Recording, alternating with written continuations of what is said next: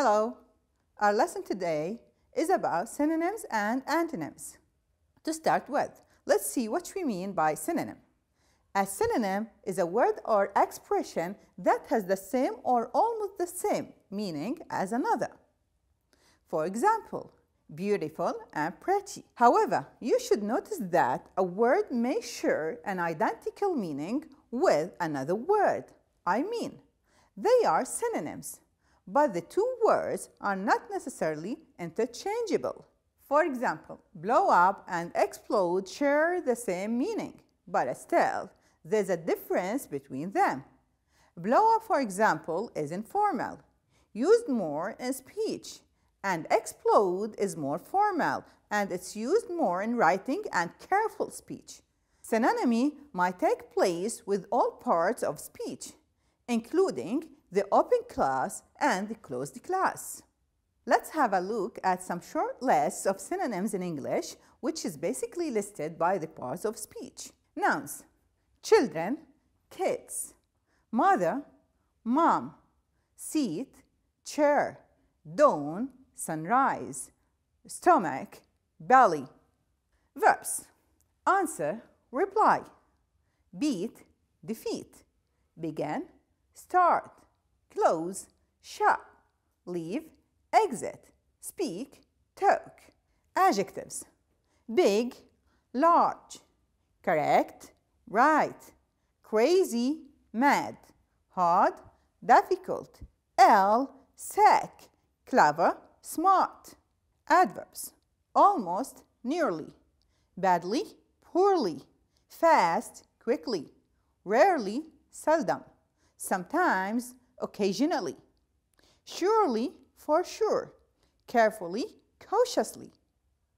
Let's now move to prepositions: over and above; below, under; by, via; despite, in spite of; and, into, until, and till.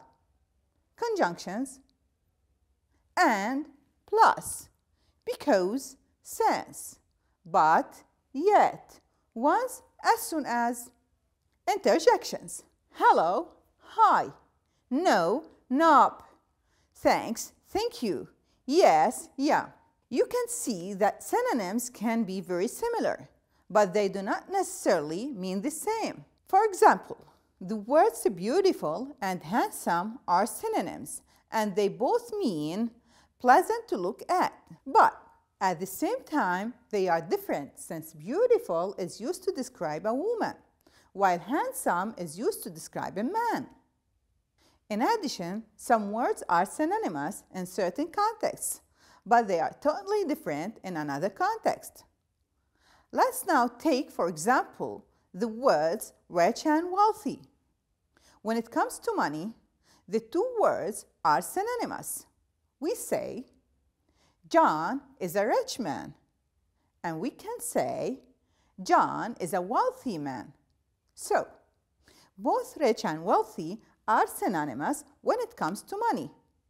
On the other hand, when it comes to food, they are not synonymous at all. So, we say you should eat rich food, where rich means nutritious. However, we can't collocate the word wealthy with food, since rich and wealthy are not synonyms in the context of food. So, we can't say you should eat wealthy food. Now, let's move to antonyms. An antonym is a word that means the opposite of another word. Just like synonyms, antonyms can take place with all parts of speech, including the open class and the closed class. Here are some examples. Nouns: east, west; day, we say night; failure, success; speaker and listener; top and bottom. Verbs: stand up and sit down; go and come; send and receive; give and take; love and hate; open and close. Let's now move to some adjectives: beautiful, ugly; careful, careless; hot, and cold, tall, short, dry, wet, easy, and difficult. Adverbs. Always, never.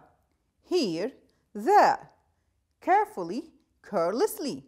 Near, far. Inside, outside. Let's now move to some prepositions.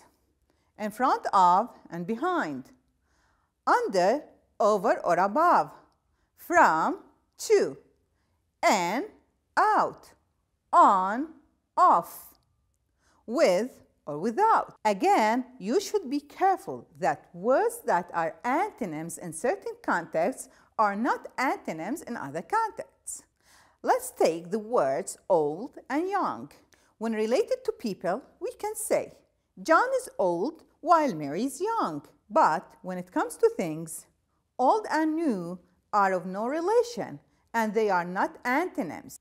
So, we can never say, the red table is old, but the green table is young. In this context, the antonym for the word old can be new. Finally, why do we think that studying antonyms and synonyms is important? Actually, there are many reasons. First, when you know different words that describe the same thing, but in slightly different way or from a different angle, you can choose the best word, synonym to use. Second, knowing synonyms and antonyms can help you express yourself in a better way. Third, sometimes repeating the same words tends to get monotonous. It doesn't sound good in natural speech. Using synonyms makes your speech or writing richer and more interesting. Fourth, using antonyms helps to emphasize your point, show contrast, or explain exactly what you mean. This is the end of our lesson. Hope you have enjoyed it and benefited from it as well. See you soon. Goodbye.